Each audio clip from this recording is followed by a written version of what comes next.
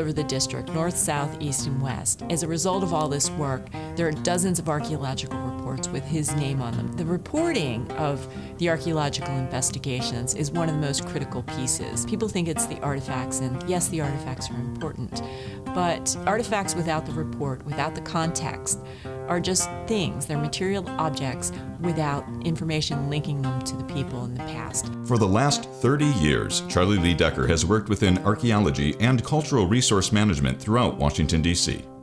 Well, Charlie liked being the local expert. It was his neighborhood down there in downtown Washington, and he knew what was underground down there better than anyone else did. If you had to dig a hole somewhere in Washington and say, what are we going to find? Well, Charlie would be the one to tell you. I live in the city, and Charlie lives in the suburbs.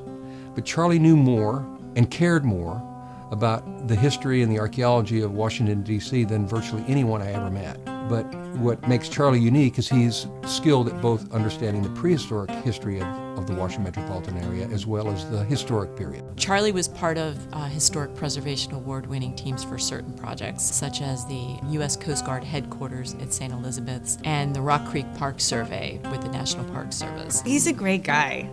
He really is.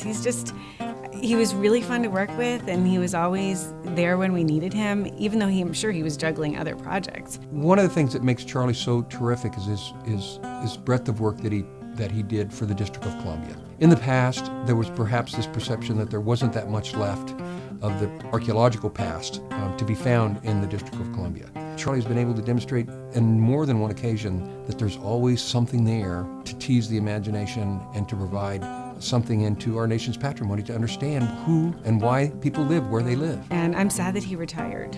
If I ever need to work on these sorts of projects, I always think, what would Charlie do?